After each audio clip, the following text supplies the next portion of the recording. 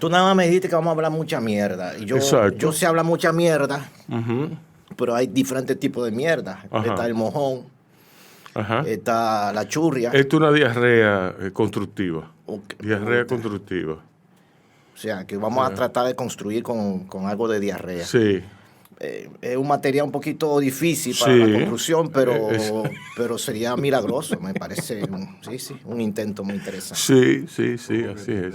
No, esto lo encontré ahí, me lo robé. Esto es una poesía de Hugo Tolentino. Mira, No, pero yo te regalo los libros de él, espérate, pero ¿qué vaina es? No, pero no lo robé, es relajando. O sea, pero me llamó la atención que el tipo no sabía que era poeta también.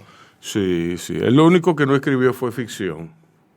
Narrativa, exacto. Sí.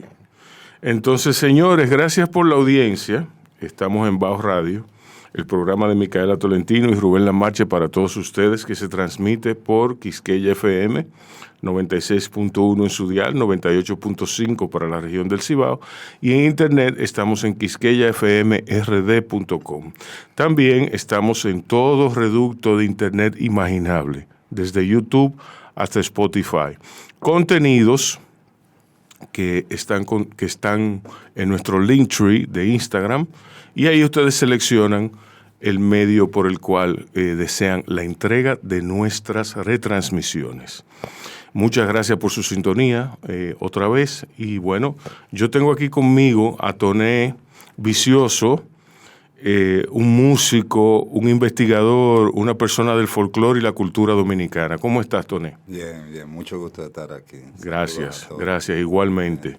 Y a Joan Fueliao, ¿cómo tú estás?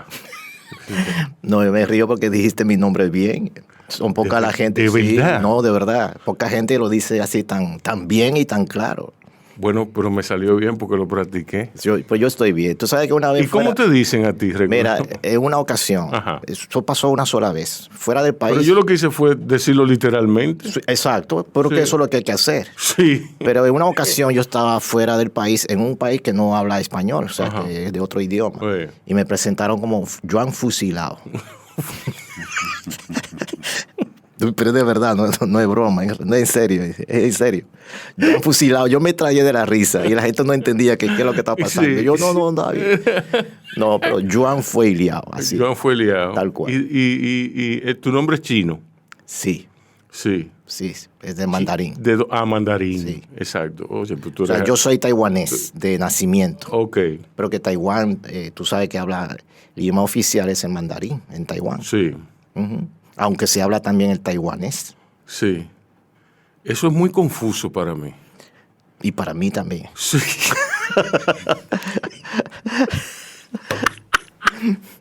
Tiene que ver con política, tiene que ver con la historia, con el desarrollo de lo que ha sucedido desde la Segunda Guerra Mundial, desde antes, en fin. Taiwán fue primero fue ocupada, es una isla, primero fue ocupada por los chinos, después hubo una guerra contra Japón, China y Japón ganó la guerra. A mí nunca me gusta decir que ganó la guerra, que suena como que hay ganadores y perdedores en una guerra. En una guerra todos pierden. Exactamente. Pero el conteo de cabeza... Sí, es así. Por decirlo así. Es un término técnico. Entonces se tuvo que ceder por tratado Taiwán a Japón. Así que Taiwán fue ocupada por Japón. Bueno, pero hicieron un tratado después que se mataron, que se dieron... Sí, o sea, vamos a darte Taiwán como compensación, ¿verdad? Porque como ustedes ganaron el trofeo de Taiwán, entonces ahí Taiwán fue dominación japonesa por muchos años. De hecho, mi papá y mi mamá nacieron durante la ocupación japonesa. Por eso ellos, que ya fallecieron, hablaron perfectamente el japonés, porque durante esa época en la escuela el idioma era el japonés. Hasta que terminó la Segunda Guerra Mundial en el 45 y con la derrota de Japón en la Segunda Guerra Mundial, Taiwán volvió a ser parte de China, como una provincia. Ahí inmediatamente, después que terminó la Guerra Mundial, China se enfrascó en la guerra civil de Mao y Chiang Kai-shek. Entonces, Mao pues tomó mucha fuerza y desde el norte empezó a conquistar, por decirlo así, toda la China, que en ese tiempo el presidente de toda la China era Chiang Kai-shek, que era considerado uno de los héroes, supuestos héroes, así se llaman, de la Segunda Guerra Mundial. Exacto. Y Mao pues tuvo una victoria arrolladora con la ayuda de los campesinos y todo eso, que fue recorriendo de norte hacia el sur, y Chiang Kai-shek se refugió en Taiwán. Hasta ahí llegaron los comunistas, o sea, hasta el mar. ¿En qué año fue eso? 1949. Entonces, a partir de esa época, Taiwán se llama China Nacionalista, República de China Nacionalista, que era el nombre que tenía la China antes. Y luego está la otra parte, que es la China, República Popular de China, que es la China continental. Okay. Ahora el lío permanente es que China reclama a Taiwán como una provincia, le llaman provincia rebelde. Taiwán, igual hay un grupo de taiwaneses que dicen que hay una sola China, pero que la unificación de esa China no es que Taiwán pase a ser parte de ese gobierno comunista. Es decir, hay de todo. Hay un grupo que apoya la independencia y, en fin, yo me considero taiwanés. Taiwanés, pero dominicano. Yo vine a los 7 años aquí, me aplatané. Sí. Sí. ¿Qué implica para ti ese aplatanamiento? Mira, yo digo la relajando. pérdida de tu idioma, o sea, sí. Ustedes nunca pierden su idioma, nunca pierden el entramado cultural pesa mucho allá. Cuando tú dices allá, te refieres a todo lo oriental, me imagino. Todo lo oriental, sí. Sí. A ver, yo llegué a los 7 años de edad a la República Dominicana.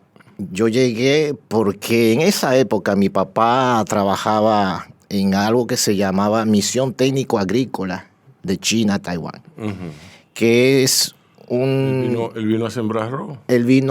Bueno, en la Misión Técnico Agrícola había de arroz que se desarrolló en Juma, por ahí por Bonao. Que era el doctor Xie. Exactamente. Exacto. Entonces, mi papá fue compañero del doctor Xie, pero no en... pero no en Bonao, sino en San Cristóbal. Okay. Y mi papá era en hortalizas, no en arroz. Okay. Pero la misma misión. Sí. Cuando eso se acabó, o sea, cuando la misión terminó, pues él decidió quedarse y nosotros, la familia, nos quedamos ahí. En esa época vivíamos en San Cristóbal.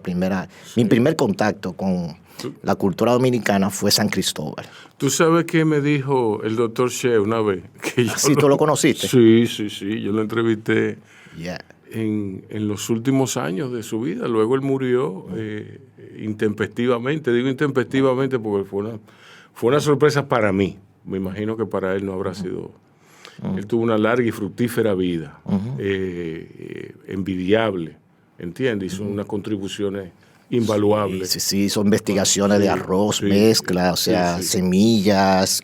Igual que estoy seguro que tu papá. Sí, mi papá hizo lo mismo, pero con hortalizas. El doctor Xie me dijo que cuando yo le pregunté, ¿por qué usted vino de Taiwán? ¿Qué lo llevó a formar parte de esa? Porque él vino en una misión, pero la misión no era obligado, era si tú querías. Exacto. Él me dijo la bebida. Sorprendido yo con la respuesta. Le daba mucho a la bebida. No me digas. Él le daba durísimo a la bebida. Entonces él vino para limpiarse. Oye, di que vení para acá para limpiarse. Para limpiarse. Pero en Taiwán no se conocía el romo, se conocía otro tipo de bebida. Sí, pero ahora tú ves, porque allá con la globalización. Claro. Pero en esa época no se hablaba de romo. Sí, pero que aquí en vino entonces viene para acá a limpiarse. Él le daba mucho la bebida, era un borrachón allí. No sabía, ¿no? Sí. Por supuesto, eso solamente lo puedo confirmar yo porque él me lo dijo a mí. Yo lo tengo grabado por ahí. No, ya no puede defenderse. No, ahora. pero él de una vez, no el romo, así naturalmente. El lomo. Que lo asume. Sí, no, él lo asumió, él estaba muy tranquilo. Y entonces él vino aquí, Pues mira, con mi arroz. Fíjate que mi papá, mi papá nunca, no bebía, no tomaba, ni fumaba. Mi papá nunca fumó, ni tomaba. Era una persona, no digo que eso está mal y bien, pero era diferente en ese sentido. Pero a él le gustó el país, le gustó. Entonces mi mamá, fíjate, Hay una parte de China que pertenece al trópico. Sí, claro. De hecho, Taiwán está diametralmente opuesto a donde está la República Dominicana. Es decir, hay 12 horas de diferencia. Exactamente al contrario. Eso.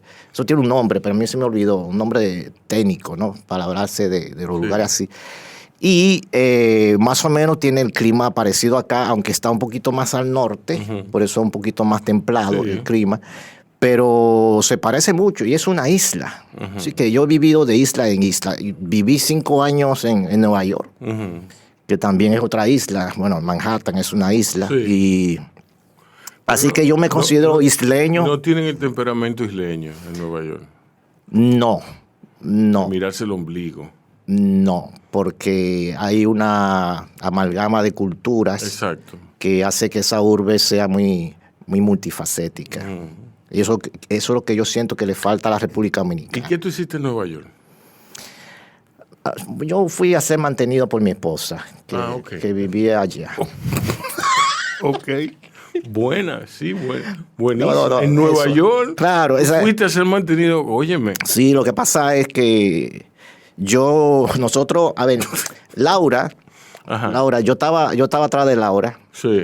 Y ella se iba a casar. Entonces me invitó a su boda. Y cuando yo vi la invitación, yo dije, wow, en ese mismo día me casó yo.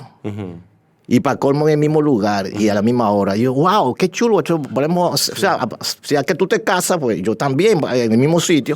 Y nos casamos. Y entonces, cuando yo me casé, ella se convirtió en mi esposa. Y cuando ella se casó, yo me convertí en su esposo. Una casualidad increíble. O sea, todavía lo pienso y me maravillo. Okay. Eso fue aquí en la República Dominicana. Entonces ella en esa época estaba estudiando una maestría que luego se convirtió en un doctorado en Nueva York. Entonces no tenía sentido yo vivir aquí en Santo Domingo y ella viviendo en Nueva York estudiando. Exacto. Así que yo me mudé para allá. Pero yo tuve una visa H4. Para los que saben, para los que no saben de visa, una H4 es la visa que se le da a los cónyuges de las personas extranjeras que tienen visa de trabajo. O sea, mi esposa tenía visa de trabajo. ¿Y tú como cónyuge? Y yo como cónyuge me correspondía, para no separarnos, tener una H4 para estar viviendo allá. En el sobreentendido de que tú ibas a ser un mantenido. Claro, porque, a ver, el portador de una visa H4 no puede trabajar. Exacto. O sea, si yo trabajara... Ilegal. Entraría en la ilegalidad. Entonces, el gobierno norteamericano, pues, me oficializó mi estatus de mantenido. Entonces, yo felizmente duré 5 años allá en lo que ella terminaba su doctorado. ¡Qué bien! Y trabajaba. Y yo... Pero tú eres un príncipe. Tú no fuiste al consulado y no hay manera de entender esto. ¿De qué? De los 5 a los 10. De los 5 de extenderlo. No, porque ella terminó su doctorado. Y era muy evidente. Y ya feliz ella, ¿no? Y yo feliz porque prácticamente fueron 5 años de turismo en Nueva York. Eso fue. Diablo. Qué envidia. Y en esos 5 años nacieron 2 niños. Pero claro, yo hubiera tenido 13. No. 13 muchachos. Yo lo digo con medio en broma, pero en serio, porque mira, es que... No, pero no con ella necesariamente. ¿Cómo así? No, los chinos, los hijos míos, la gente luego ve en la calle y le llaman chino. O sea, que tiene esos rasgos míos. Sí. Pero en Nueva York, de todas maneras, en Nueva York hay una gran colonia china en Chinatown y todo eso. Pero bueno, la cuestión es que, ya fuera de broma, esos años, primero lo dediqué a mis hijos, o sea, porque en lo que Laura trabajaba, porque ella trabajaba y estudiaba, o sea, algo pesado. Y yo mantenía mi tiempo con mis hijos, primero con el primogénito, por supuesto, y yo era el que lo pasé. Y con él yo pasé en Nueva York entero. O sea, él con su cochecito, a todo lo que era marcha, protesta, de lo que sea. Que el cumpleaños de Buda, ahí íbamos nosotros. Sí, y que calle. Entonces yo tenía unos libros sobre lugares de Nueva York que no son... ¿Dónde tú vivías? Yo vivía en la 231 en Bronx, eso es cruzando Manhattan, el río, el puente, cruzando ahí mismo. O sea, Cortland, por ahí. Exactamente, antes de eso. Ese por Riverdale, o sea, antes de Vancouver. En la 225. Okay. Bueno, tú estabas por la siguiente parada del tren 1, era 231. Exacto. Ahí estaba yo. Exacto. Entonces, yo... Bien chulo por ahí. Sí. Esa zona es muy tranquila. Si no fuera por todos los dominicanos que hay. No, tampoco. Es una zona de Bronx, porque el Bronx tiene mala fama, pero... No, ya no. Todavía hay. No, hay su parte jodona y su parte buena, pero esa parte no. El Bronx, el Riverdale, maravilloso. Sí, esa es la parte. Sí. Tú sabes que en esa época nosotros, mientras ella estaba, o sea, antes de casarnos, ella tenía ya un año allá estudiando y hablaban por Skype en esa época. Y una vez estábamos hablando como a la 1 de la mañana. Que me ya voy a pagar esto para que no me suene. Sí. Y yo estaba en la calle, o sea, estaba caminando. Y yo aquí en Santo Domingo, yo decía, pero es la 1 de la mañana que tú haces en la calle caminando. No, te van a asaltar. En verano. Yo no me acuerdo cuándo era. Y ella me dice, pero eso no, aquí no es nada. Eso sí. Que no es nada. Eso y cuando yo llegué allá confirmé. Sí. Tú puedes andar en la calle con esa libertad y sin temor y todo eso. ¿En qué año fue? ¿En qué años? Eso fue en el 2012. Sí. No, mentira, pero que 2012, no, perdón, 2007. Que te transporta a los 70 y los 80. Ya eso otra historia. Lo sé. Finales de los 70, 80 era... Lo sé. Encendido. Toda esa zona. Ahí sí era toda la zona realmente. ¿Tú viviste en Nueva York, Tony? Claro, mucho tiempo también. Sí. Yo creo que aquí, a mí, ¿sabes qué yo extraño de Nueva York, viviendo acá? Aquí veo poco, yo le llamo refugio. Para mí la ciudad de Santo Domingo resulta bastante hostil. Sí.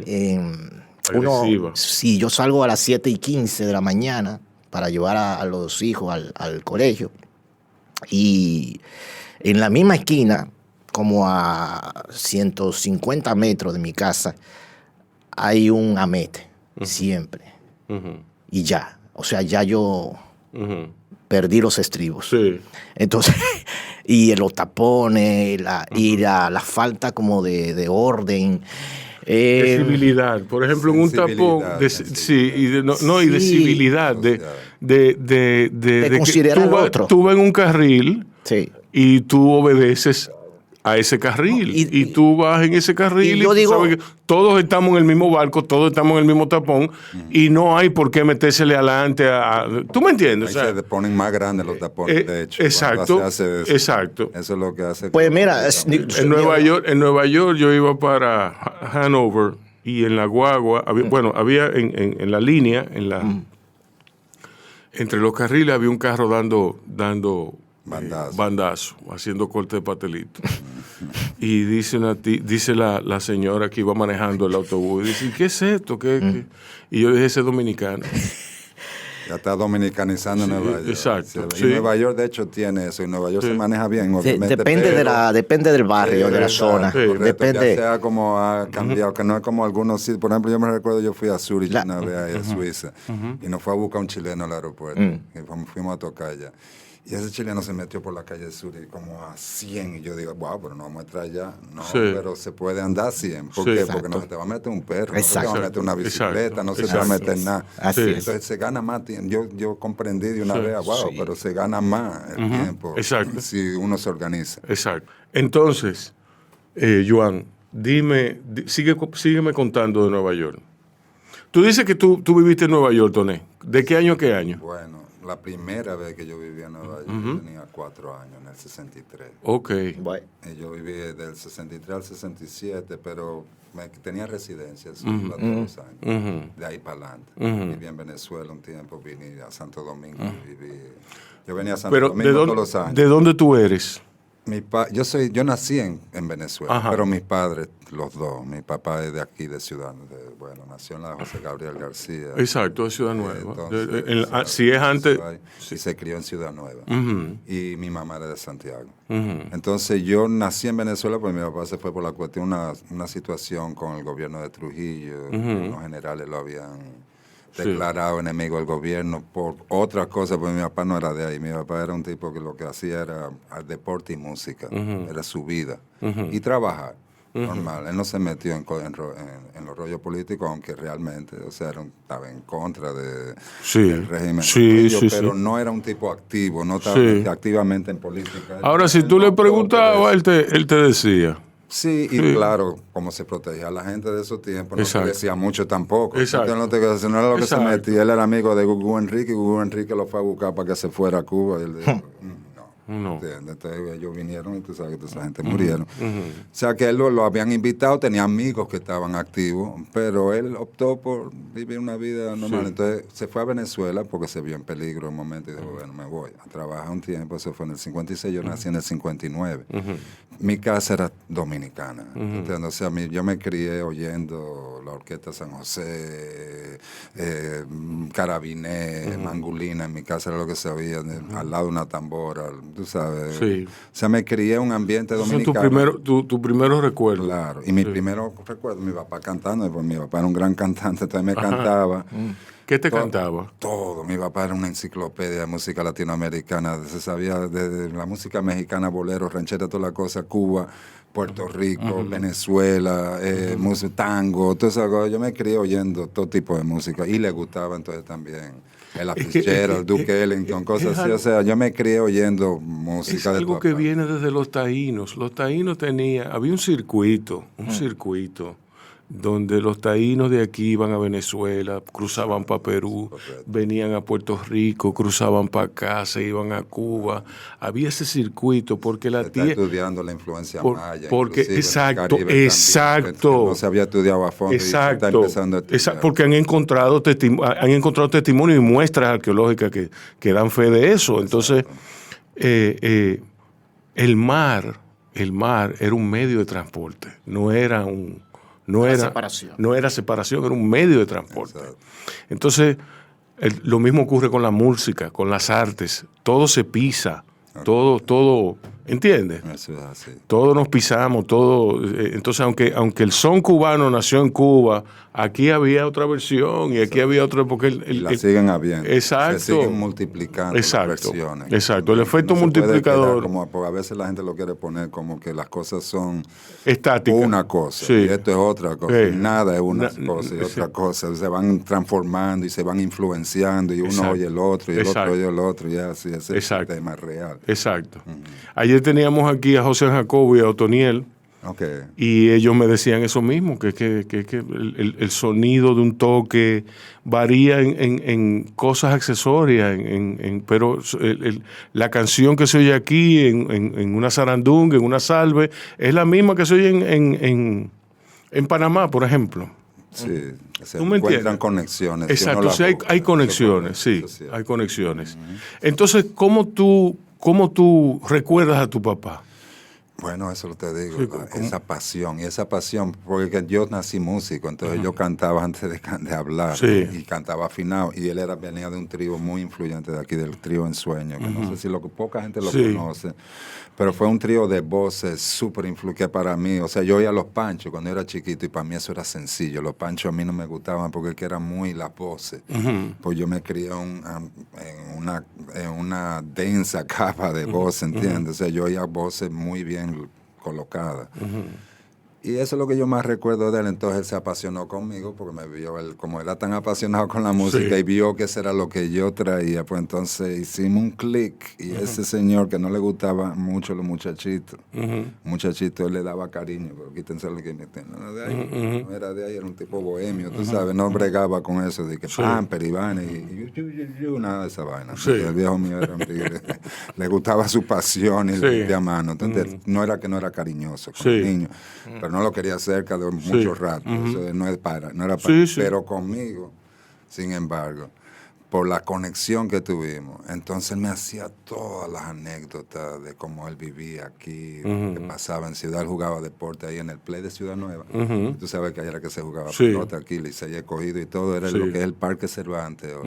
Ese era el Play de Ciudad Nueva y eso tenía un historial, ahí se pasaron tantas cosas por todo lo que él me contaba, tú sabes, todas las cosas que pasaron ahí, de diferentes envergaduras social, vamos a decir, que pasaron ahí, entonces en ese espacio. Y yo eso tengo ese universo tan claro, porque era diario, cuento de eso y diferentes figuras, que si el Cabo Soñi, que si que Tetelo Vargas, toda esa gente, los deportistas, pero también entonces los artistas, exacto. Juan López, se juntaban, de rumba, ¿tú entiendes? Con toda esa gente, que si Manuel Troncoso, que si esto, lo otro. O sea, yo me crié en ese cuerpo, aunque yo no estaba aquí, yo me siento a veces hasta más dominicano, que yo puedo hablar de muchas cosas de aquí que poca gente conoce realmente. Pero ¿y Venezuela? ¿Qué papel jugó en tu memoria musical? Bueno, Venezuela, por supuesto, yo oía todo lo que estaba en el radio y toda la cosa, toda la música folclórica de allá me llegó. Venezuela hay que decir que era una potencia en esa época. Pues, sin embargo, Venezuela es más potencia musical ahora, en esa época. ¿Ah, sí? En esa época los músicos dominicanos estaban ultra rankeados. En Venezuela. Claro, todos esos músicos de la Orquesta San José, porque aquí hubo una pasa es que Venezuela podía ser el tercer país donde nosotros emigrábamos. Exacto. Nosotros estaba Puerto Rico, ¿verdad? Nueva York, por supuesto, exacto, pero Venezuela era el país por excelencia, claro, para nosotros emigrar. Claro. Y los músicos han rankeado, porque tú sabes que la San José, aquí, el proceso de la voz dominicana, que tuvo su cosa bien fuerte, pero también creó una disciplina y subió el nivel de la música urbana de aquí, y salieron unos grandes trompetistas, grandes saxofonistas, grandes músicos, que cuando llegaban a Venezuela eran los mejores, realmente. Exacto. O sea, eran los más rankeados a nivel de calidad. Chopo de León, por ejemplo, por decirte un ejemplo, iba a Venezuela y cogía los puestos de los mejores grupos de allá, o sea, porque estaban más ahora Venezuela, en los últimos 30, 40 años, ha dado un cambio, un giro completo. Han desarrollado unos sistemas inclusive de enseñanza musicales que nosotros lo estamos viviendo aquí. O sea, que hay muchos venezolanos ahora que están pasando eso, y muchos venezolanos que vinieron aquí que están ahora la cosa se ha volteado. Se volteó totalmente, pero al principio... Pero nosotros no somos agradecidos. Nosotros no somos muy agradecidos. No, claro. Nosotros no somos integrados. No tenemos una tradición de integración. Nosotros tenemos es como una garata común de separación. Que vivimos la gente. Una competencia más porque bien. En esa, una tendencia, de hecho, nuestra idiosincrasia. En esa época, cuando Trujillo nos encerró a nosotros. ¿Tú me entiendes? Trujillo nos encerró no solamente políticamente, sino culturalmente. Claro. Y por eso es que, eso lo decía yo ayer, el estadio más grande del mundo es el Quisqueya, el estadio Quisqueya. La ciudad más hermosa es la ciudad de la Feria de la Paz y la Confraternidad. ¿Tú me entiendes? La ciudad, el esplendor es aquí que está. Él creó eso. Y creó también ese individualismo, ese empoderamiento, esa necesidad de ser grande y de mirar a los otros pequeños. Exacto. Esas cosas que son cosas muy negativas. Es una especie de resort, hablando en términos de ahora, grande, en donde tú no tenías ni deseo de, bueno, o sea, aparte de la falta de libertad y todo eso, pero que tú no tenías deseo de salir, y por eso la isla o la república se aisló. Tú decías ahorita que el mar en esa época antes era un medio de comunicación y no de separación, pero ya no es así. Ahora todos somos islas. Entonces, y la condición de isleño, lo insular, se nota en la persona. Sí, en ese complejo. Se metió eso. Exacto. Y eso, yo no soy sociólogo, pero a mí me da la impresión de que eso se metió sobre todo a partir de Trujillo. Exacto. Así es. Así es. Nosotros vivimos mirándonos el ombligo. Eso es lo que nos caracteriza y nos distingue de un ciudadano del mundo. ¿Entiendes? ¿En qué sentido nos miramos el ombligo? En que nosotros somos lo más grande que hay. En esa desproporción de nuestro orgullo nacional, en ese desconocimiento de todo lo nacional y de todas las cosas que que nos conciernen en ese sentido. En ese olvido que hay del otro lado de la isla. En esas cosillas, esas cosas que hay que denotan un sistemático martilleo de lo nacional. ¿Entiendes? Entonces yo no estoy en contra del patriotismo. El patriotismo, lo que pasa es que el patriotismo es un incentivo para la imbecilidad. Podría ser. Sí. Podría convertirse en ese. Podría convertirse. El patriotismo sin reflexión, sí. Sin reflexión, sí. Es un incentivo para la imbecilidad. Claro. Sí, porque uno puede amar, yo amo esta tierra, Sí. yo amo la República Dominicana, no hay que me hable mal de mí, de la República Exacto. Dominicana en el mundo, pero no en esa forma así Sí. tan parcializada, ¿entiendes? O sea, Exacto. nosotros somos seres de la tierra y del universo y podríamos compartir todo eso. Pienso yo que eso sería lo mejor, si Exacto. todos los pueblos del mundo más bien aprendieran uno de los otros y que cada quien aportara su desarrollo histórico al plato, a la mesa, trajera cada quien a la mesa y todito aprendiéramos de todito y gozáramos las tradiciones. Yo me gozo las tradiciones de toda parte del mundo. Yo ya he llegado a ese punto. Como yo no veo, pero que tú eres por ejemplo, yo no voy a ver a un chino como una cosa ajena ni nada, porque si estamos en el mismo planeta, no somos, no es que ese es otro, yo soy esto, nadie. Ya he llegado a eso y eso me gusta, porque uno disfruta más la vida, por lo menos en el aspecto emocional, psicológico, emocional. Yo me acuerdo cuando yo vivía en Nueva York, cuando yo salía ahí mismo en la misma calle, en la 231, había un sitio de comida china, de esos sitios como caseros, que casi siempre para llevar. Y al frente... Los chinos son los fundadores del takeout. Sí. Y al frente estaba una mesita, y en esa mesa estaban jugando siempre. Había una chinita, una niña china, un niño que parecía mexicano, o sea, hispano. Había una niña afro y un rubio blanco, así, caucásico. Siempre los cuatro, que eran vecinos y se reunían frente ahí a jugar. Y yo veía eso y yo, wow. Entonces, como uno estaba... Maravilla. Qué maravilla, sí. Pero esa imagen que se me ha quedado grabada en mi mente, no la veo aquí. Entonces... Como no la veo aquí, resulta un poquito más difícil a la República Dominicana, o el dominicano, a la dominicana, abrirse a esa pluralidad, a esa diversidad, ¿no? Y como tú dices, uno se queda mucho mirándose el ombligo y encerrándose, cuando hay una riqueza enorme en tantos lugares. Claro. Entonces, eso... Nada, y para sobrevivir eso... Yo también he aprendido, yo le agradezco mucho a la República Dominicana, porque casi toda mi vida la he vivido aquí y me siento dominicano y amo esta tierra. Pero también he aprendido, se me ha pegado a las malas mañas también de los dominicanos. Sí, eso también se pega. ¿Cómo cuáles? Yo te voy a contar lo que pasó una vez. Yo lo puedo leer, pues yo lo escribí. Sí. ¿Cómo no?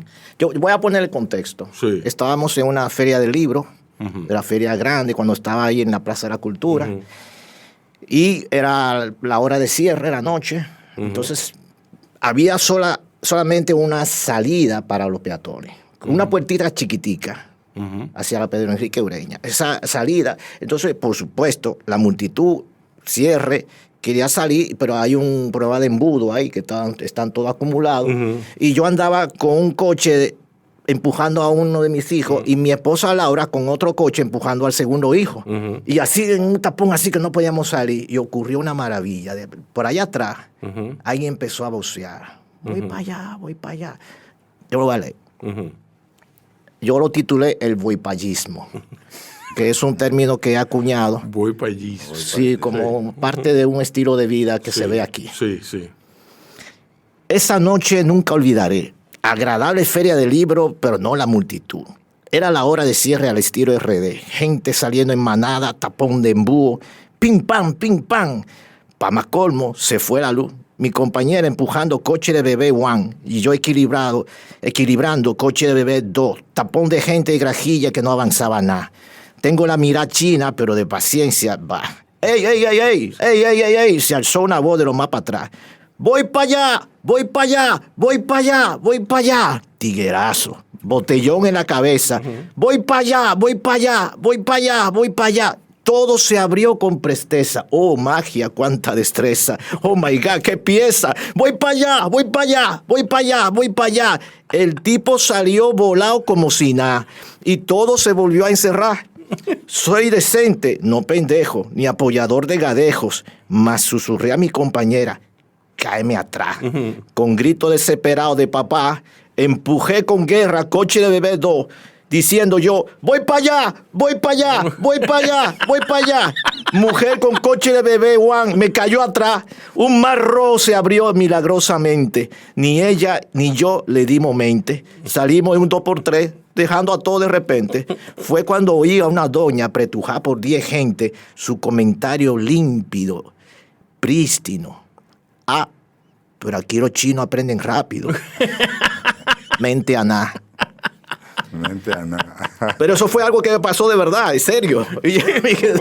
Yo dándole mente a eso, aunque yo digo mente a nada, pero ahí sí le doy mente. Yo, wow, es que el voipallismo dominicano está metido, está permeado en todas las esferas, o sea, no importa la clase social, y no, sí. A todas las parcelas políticas, sí. Todo, es como, voy para allá, o sea, sí, es una actitud. Ya tú sabes. Eso como el cuento. Tengo una pregunta. Sí. Yo estaba ayer en un establecimiento de salud y cuando yo vi lo que había, era una oficina diagnóstica donde hacían sonografía, donde hacían rayo X, donde todo lo que...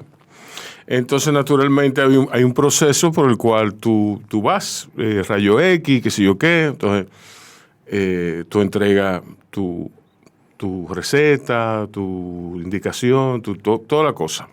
Tu seguro, tu cédula. Oye, me tuvimos una hora. Para ese registro. Una hora para ese registro. En el interín, la gente iba y venía haciendo preguntas. Claro. Entonces, acabo de hacer el signo de comillas. Preguntas. Yo me cansé. Fue agotador. Todo eso para el tipo decirme, al final, no, que no podemos aceptar copia de receta. ¿Tú me entiendes? Después de una hora y pico esperando. Así son.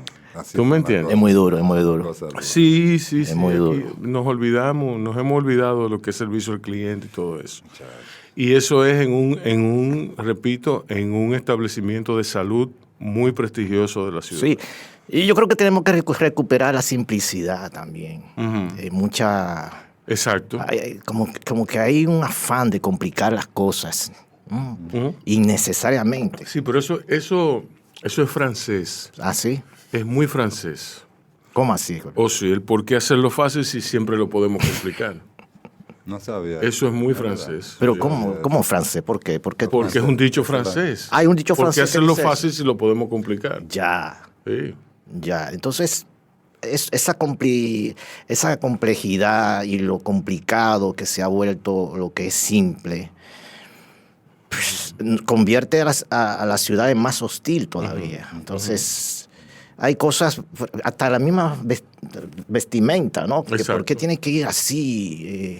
A mí me pasó, mira, yo tengo un hijo que tenía que hacer la confirmación, el sacramento de la confirmación. Él está en un colegio y preparan a los niños en la catequesis en ese colegio para recibir ese sacramento, lo que quiera, ¿no? Y él se apuntó que quiere hacer el sacramento de la confirmación, qué bien. Y entonces llegó el día.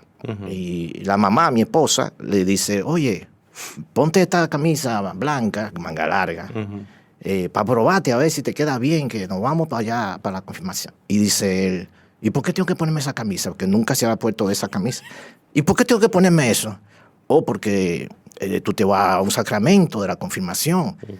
Y que eso es algo que implica formalidad, ¿no? Tú que te pones eso, que todo tu compañero se va a poner eso.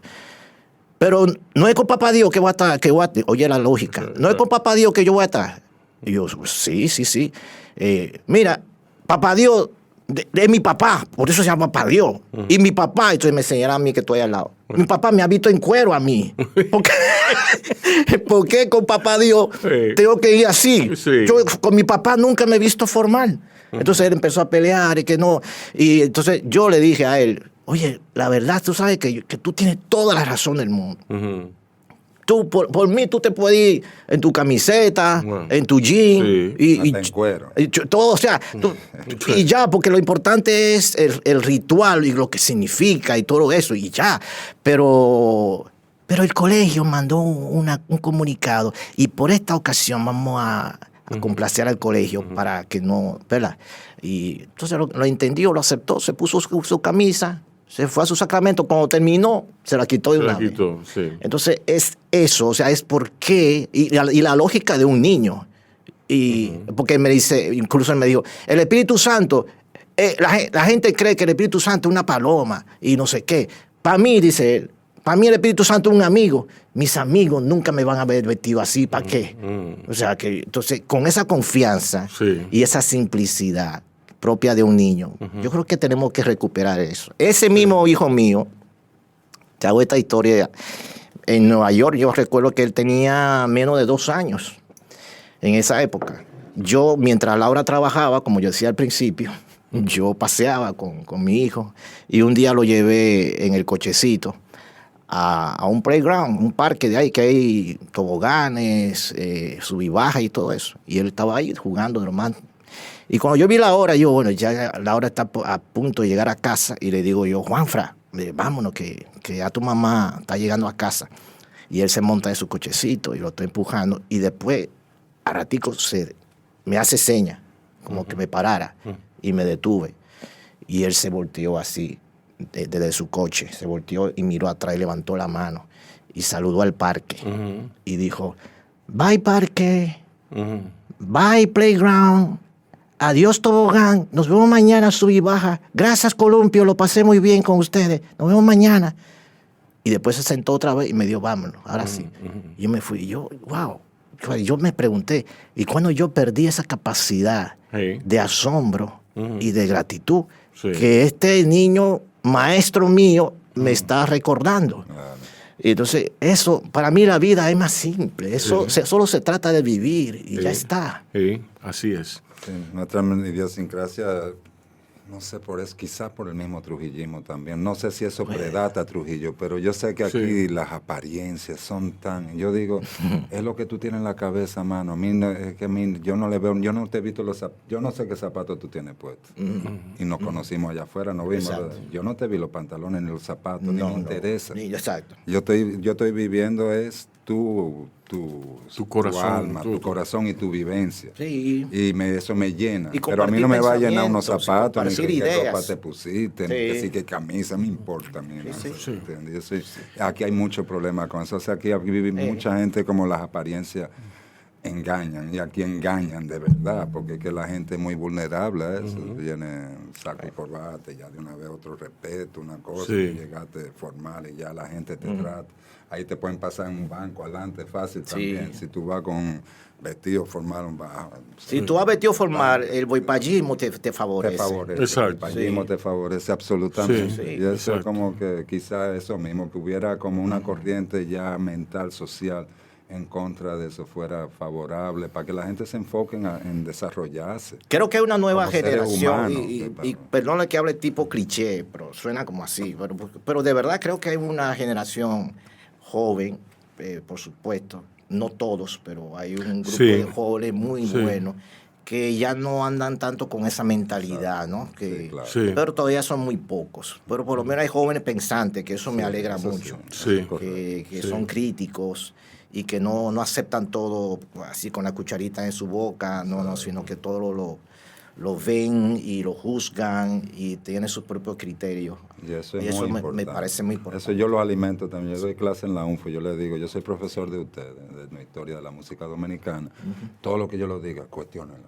No me vean a mí como que el profesor me dijo y eso es verdad. Exacto. No, yo les digo, a mí me conviene más que ustedes me cuestionen y ustedes averigüen. A lo mejor ustedes me dicen algo un día que me dé cuenta que yo mismo estaba equivocado. Eso me favorece más a mí, que me pongan como de que la gran figura y que todo lo que yo diga es real. Eso hace que yo me descuide porque entonces ya todos mis conocimientos son ley, entonces yo no crezco.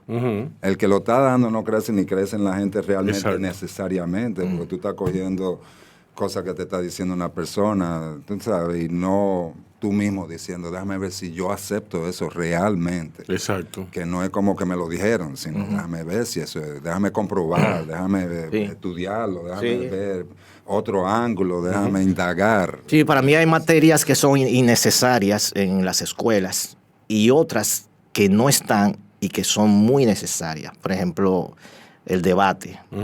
El debate. Una materia para aprender a debatir. Sí. Y una materia para aprender a tener pensamiento crítico. Exacto. O pensamiento creativo. Y esos son fundamentales para mí. Claro. Y no sé, en ningún colegio que yo sepa, bueno, hay excepciones de colegios que enseñan eso, pero es necesario para que este pueblo pueda pensar. Y también a lo mejor o a lo peor, a veces me da la impresión de que hay ciertos sectores que tienen una voluntad política de que el pueblo no piense. ¿Por qué? ¿Para qué? Porque mejor mantenerlo así, amansado, para mangonearlo mejor, y ya está. Así se siente. Yo creo que la educación, yo pienso que en los 70 aquí había una tendencia más a la gente a leer, a estudiar. Yo creo que la educación, pero la ciudad, no creo que sea casual. Pero la ciudad de Santo Domingo en los 70 estaba llena de librerías. Aquí en la zona colonial había tantas librerías. Y ahora...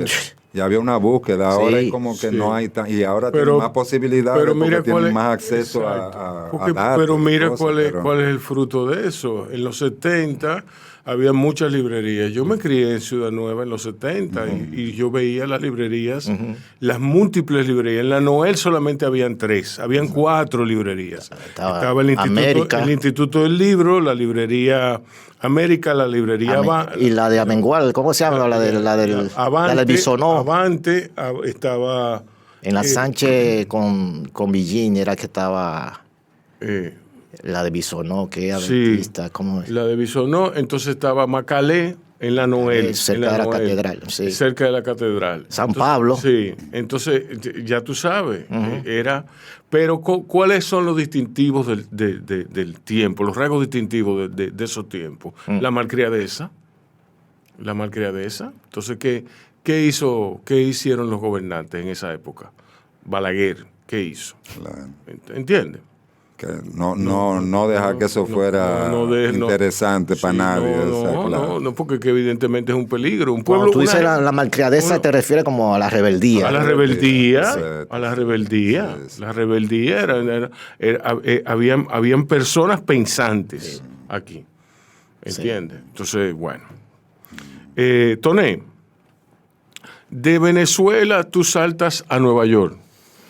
Pasando por Santo Domingo. ¿Qué tú recuerdas? ¿Qué es lo que más tú recuerdas? ¿En qué año fue eso? Yo tenía 3 años cuando eso. En el 62. Yo vine a Santo Domingo por primera vez de Venezuela y aquí me recibió toda mi familia era de aquí. Llegué por el puerto, llegué en barco de Venezuela. Recuerdo, Santo Domingo era como mi meca, y lo sigue siendo. O sea que entonces llegué a mi mente. ¿Y por qué tu papá decide irse a Nueva York? Buscando mejor. Creo que más mi madre. Tú sabes la obsesión del dominicano. Mi madre vivió con eso. Vivió un tiempo muy difícil cuando ella era joven. Tuvo que mantener su familia. Ella quedó huérfana, jovencita. Trabajaba con Chino Almonte en la tabacalera ahí en Santiago. Pero vivió una vida muy precaria, esa es la palabra. Y entonces se le metió la obsesión que se le mete que todavía que creo que existe, que ya no debiera ni existir, de que Estados Unidos era la salvación de la vida, ¿no entiendes? Y irse a Nueva York, entonces creo que fue más por ella. Mi papá no llamaba tanto la atención, pero nos fuimos a Nueva York entonces, sí. ¿Cuándo tú decides dar el salto y convertirte en músico formalmente? Eso... Sí ocurrió. Yo coqueteaba con la idea cuando tenía 11 años. ¿Tú nunca pensaste en ser otra cosa? Contable, por ejemplo, o médico. Me llamó la atención. Sí. Nunca me llamó la atención, realmente. Gracias a Dios. Tenía por matemáticas, por ejemplo, yo era un gran Sí. Yo tenía mucha facilidad. Pero la música es matemática. Y la música, por eso resultó que yo pude aprender y absorber muchas cosas, conceptos musicales, por mi facilidad matemática, correctamente. Si la música tiene un aspecto matemático importante, que hay quienes no, porque no es que la música es matemática, es que hay un sistema que se ha creado matemático para simbolizar, representar y poder quizás entender mejor lo que se puede hacer con música, pero la música trasciende eso, o sea, la música pura. Hay músicos grandes músicos que han aportado que no saben ni matemática de música ni nada de música, o sea, a nivel académico, formal. Sin embargo, han sido los grandes aportadores. O sea, que la música tiene muchas diferentes ramas, vamos a decir. Que hay gente que manejan una y hay gente que manejan otra, y hay más gente que maneja varias de ellas, pero tú sabes, todo es un aporte. Si Dios existiera, Él hablara en matemática. ¿Entiendes? Y en música. Sí, bueno, para mí yo música soy definitivamente... El verdadero lenguaje universal. Yo creo en Dios, o sea, creyendo en Dios para mí, que sí existe y yo lo siento en mi corazón, es cuando precisamente cuando me vienen esos procesos creativos, que yo sé que no son de mí, eso viene de otro lado, ¿entiendes? Cuando las grandes obras, para mí, de cualquier música, no se le deben atribuir al músico, o sea, se le debe atribuir a de donde vino eso finalmente. El compositor para mí debe ser más humilde y no pensar que yo soy un genio, sino como que logró caer en un estado donde le llegó. Y el genio pasa. Y el genio pasa. El genio pasa. Y se desarrolla y se cultiva también. Se cultiva, exacto. Pero cuando llegan esas cosas, hay cosas que yo puedo generarte por mi conocimiento. Pero los motivos principales, emotivos que le puede salir a un compositor, eso no viene de una persona, ni de su conocimiento, ni de que porque sabe mucho de música, ni menos de música. Eso viene de un lugar que yo no sé dónde, pero yo sé que es un lugar más para allá de lo que nosotros podemos conocer en un mundo concreto, vamos a decir. Tú eres visto como un espíritu bondadoso, generoso, como un dador, como una gente que provoca situaciones en la comunidad musical. Okay, tú eres un tipo... Sí, tú no puedes... tanto de eso, pero... Sí, no. Te lo digo porque eso es lo que yo he percibido. ¿Qué trabajos tú has hecho con esas nuevas generaciones para echar la cosa para adelante, para poner la bola a rodar? Bueno, yo diría que ahí mismo a finales de los 70 yo me metí a estudiar a fondo muchos conceptos musicales, a fondo, por curiosidad, por pasión. Entonces, a eso no se manejaba mucho, no se manejaba aquí, realmente, en el ambiente musical. Cuando yo vine en el 80, pues yo empecé a dar clases de eso, 81, 82, a una serie de personas que después se han desarrollado en ese mundo y han aportado mucho a la música dominicana, ¿te entiendes? Después... que estudiaron conmigo, ese tipo de cosas, como te digo, yo en eso sí quiero ser siempre humilde, vuelvo, yo puedo enseñar lo que yo aprendo, yo lo enseño, pero no es que como que eso es la música demasiado gigante y yo no manejo todas las cosas, yo pongo a rodar lo que yo sé. Exacto. Con eso no es que yo diga que yo soy gigante, a mí no me gusta ese gigantismo tampoco. Sí. No creo que no es práctico para mí. A mí me gusta más compartir, sumar. Yo creo en el sumar. Y sumo. Y si alguien necesita una información mía, no se la escondo, eso sí tengo. O sea, no se la tapo. Si alguien que me hace una pregunta de música o de cualquier cosa en la vida que yo pueda aportarle algo, yo se lo aporto, yo no tengo problema con eso, ¿entiendes? Ese tipo de actitud, creo que así debiera ser la vida. Tú tienes conocimiento y alguien está interesado, pásaselo. Claro que hay una book, entonces si tú estás pasando trabajo, pues yo he cobrado por dar clases también, ¿entiendes? Cobro, porque hay que comer. ¿Entiendes? Y yo no quiero hacer otra cosa. ¿Cómo te afectó a ti la pandemia y todo lo que... Porque el género musical, los géneros musicales se han enriquecido mucho, pero han sufrido bastante. Que quizá hay una correspondencia única en eso. A nivel de sufrimiento va en justa proporción con el nivel de crecimiento. Correcto. Así es que yo lo veo, lo de la pandemia. Lo de pandemia trajo muchos planes que habían. Tenemos planes para Europa en ese verano del 2020, qué sé yo qué. Teníamos ciertas cosas preparadas. Se fueron todos a pique. quedamos en situación que sabemos todo que es una situación quizás que jamás hayamos vivido ninguno. Se aprende mucho si tú lo coges, te vuelves loco, o aprende, te fortalece y aprende mucho. Entonces con la música pasó eso, bueno, que ya no hay búsqueda, no hay entrada, pero tú decides. ¿Qué tú vas a hacer? ¿Te vas a caer en pánico y no vas a hacer nada y te va a tirar? ¿O tú sigues? Y cuando si decides seguir, yo creo que sale más fortalecido del otro lado. Ahora, si decides ya entregarte y caer en un pánico total, pues entonces va a salir mal, va a salir loco.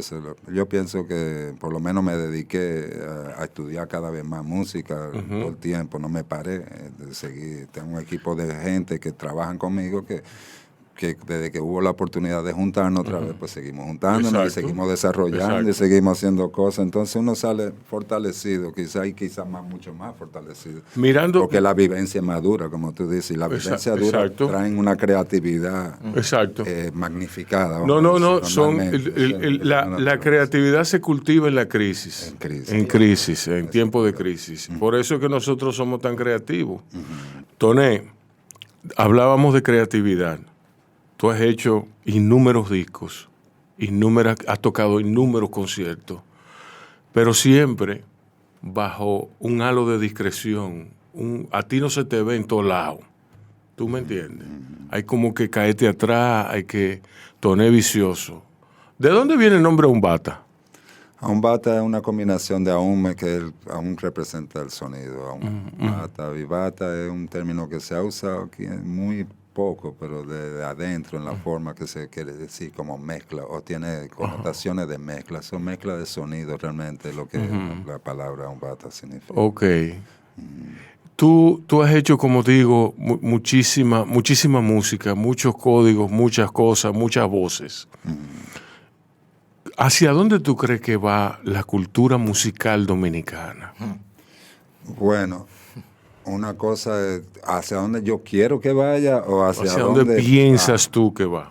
Bueno, yo estoy haciendo el esfuerzo, tirando la lucha para que por lo menos con lo que uno sume y que lo que sume la gente que hace la lucha y se faja y disciplina y qué sé yo, que pues entonces salga una nueva perspectiva de nuestra música, de nuestra experiencia musical de vida a través de la música. Sí. También, como te digo, aquí nosotros tenemos una gran riqueza musical histórica, pero sin embargo no hay una valoración en la sociedad moderna dominicana a todo ese proceso histórico que no nació con la República Dominicana, o sea, que predata Haití también. Sí. Ese es otro elemento. Aquí se habla, no, que eso es haitiano, música haitiana. Aquí la historia musical de aquí fue antes de que existieran todos estos procesos históricos de fenómenos de naciones nuevas americanas.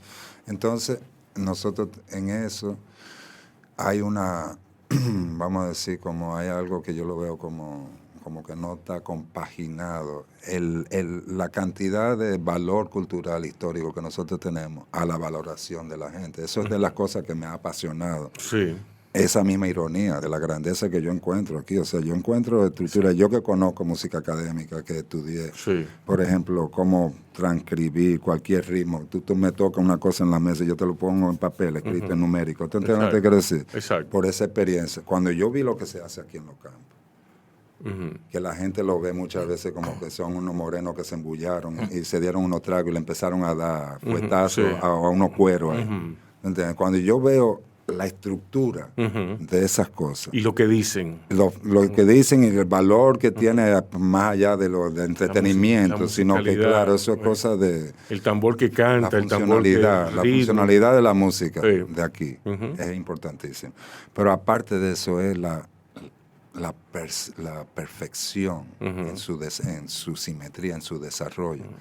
Cuando una gente de esta te toca eso, de tradición, no falla. Ahí no hay errores, ¿entiendes? Esa gente te tocan y tienen eso balanceado. Tú no ves un repique de más en un tambor, tú no ves el que sabe y estudia eso, dice mi madre.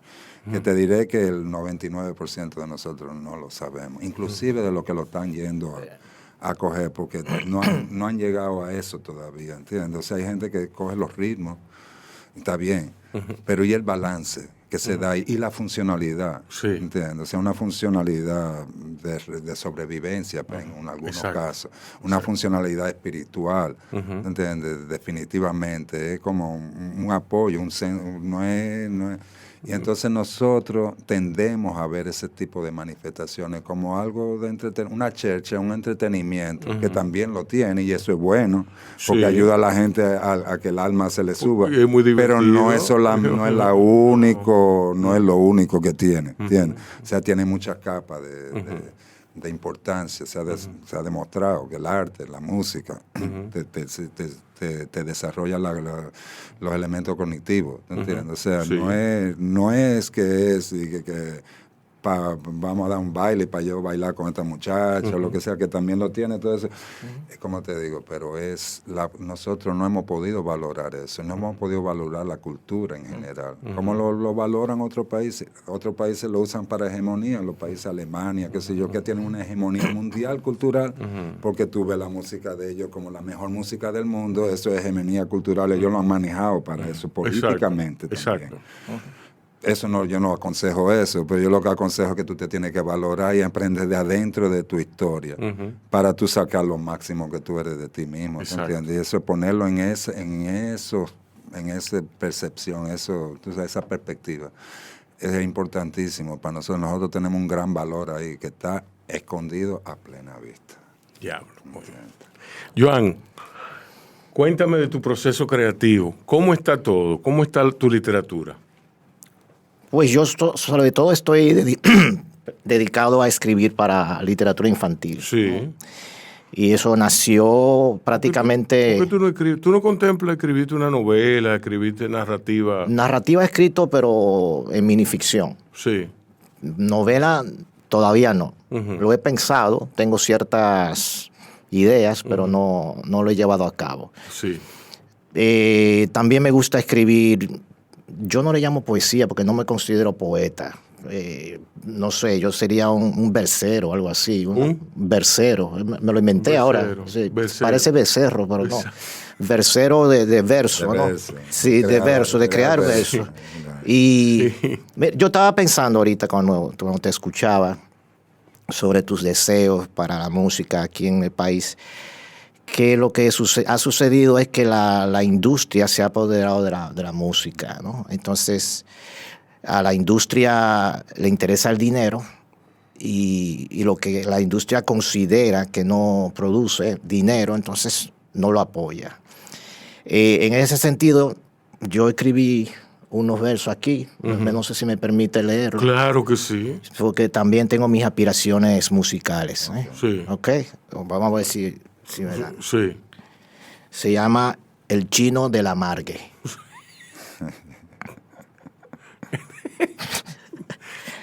No me cierro a la posibilidad de dedicarme a la bachata.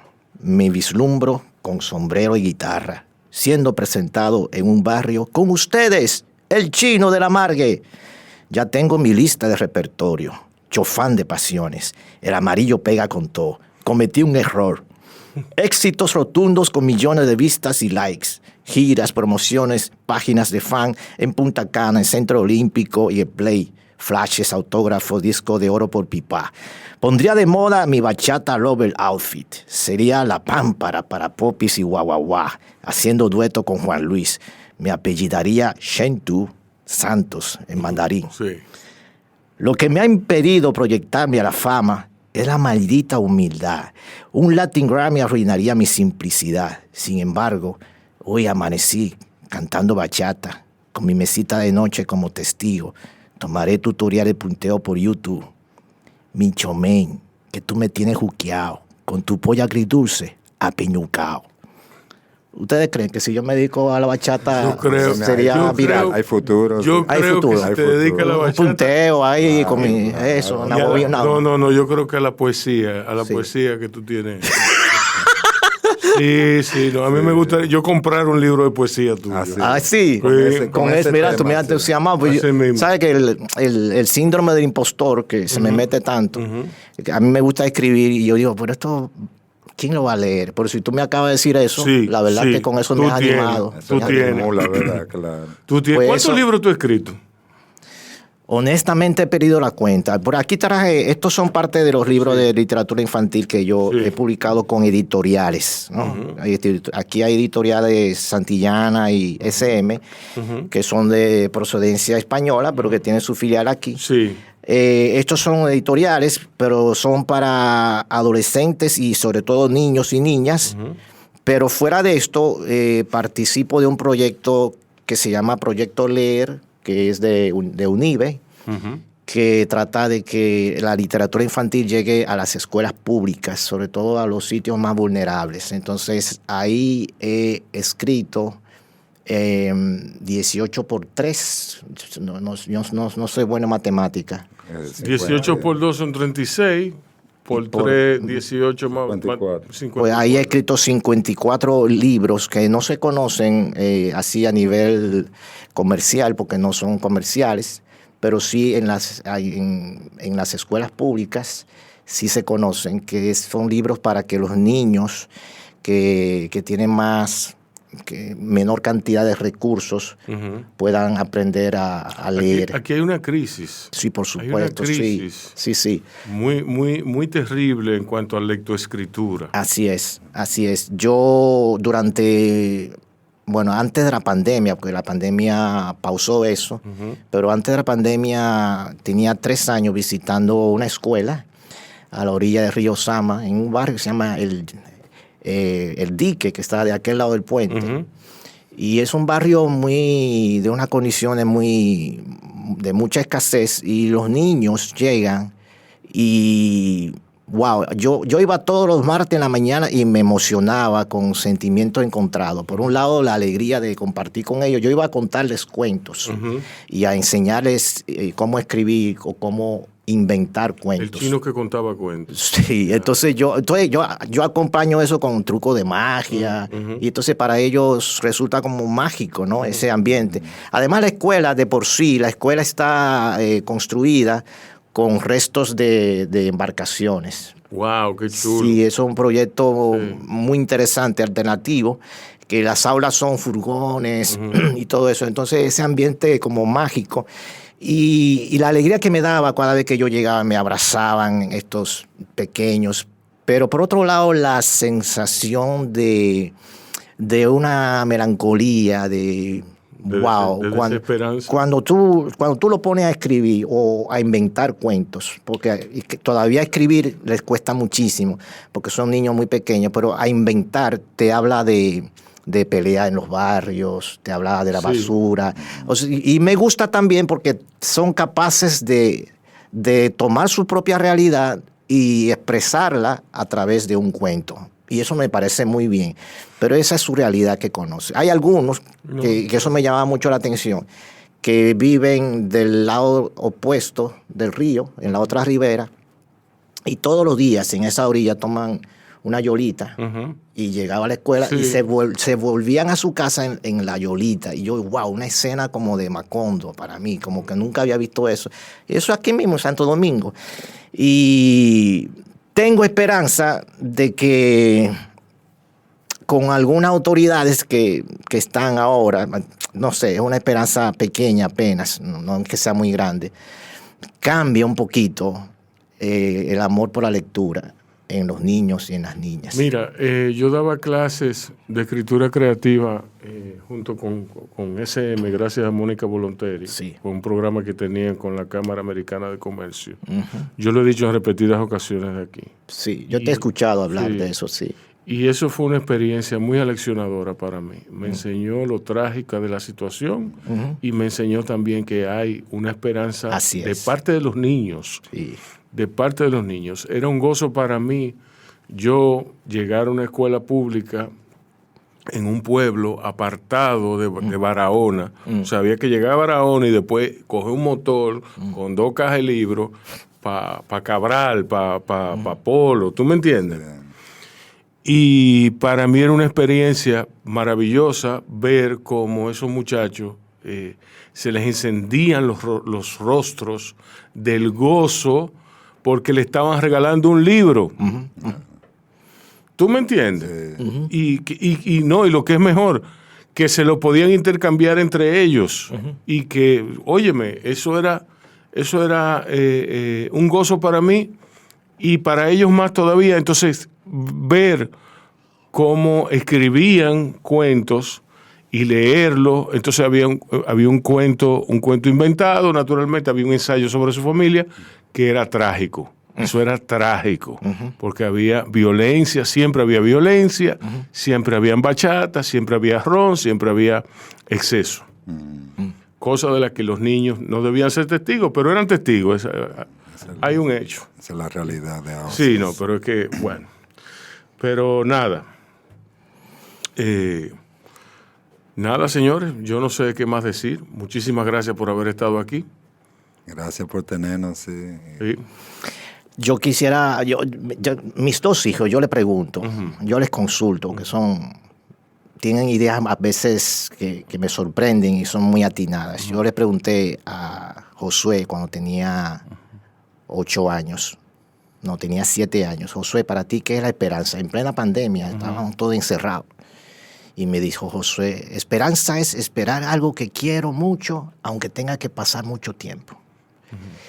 Y al otro, su hermano mayor, Juanfra, que tenía 9 años, le pregunté lo mismo aparte y me dijo, esperanza es creer que todo va a estar bien. Pues yo, a pesar de todo lo que hemos dicho, del boipallismo, de etcétera, etcétera, yo tengo esperanza.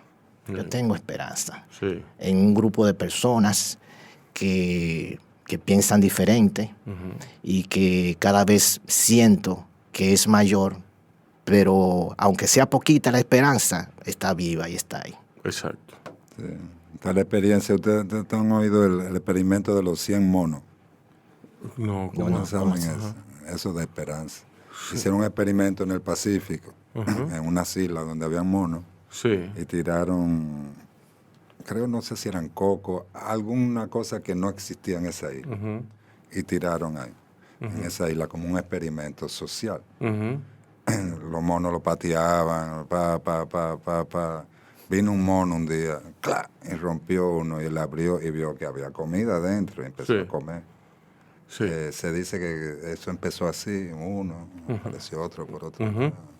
Cuando llegaron 100, entonces todos los monos estaban comiendo coco. Entonces la esperanza que da eso es de que si la suficiente gente hacen un cambio, un número, vamos a decir, uno que lo haga, pero ya cuando lleguen a los 100, se multiplica de golpe, y eso da esperanza. O sea, a veces tú ves la cosa mala y nadie está respondiendo, pero después que hayan, como tú dices, un núcleo de la sociedad que lo hace, puede expandirse de una forma que uno no se lo imagina, ¿entiendes? O sea, uno cree que, bueno, para llegar a 100 es difícil, pero después que tú llegaste a 100, los miles y los millones se hacen mucho más fáciles.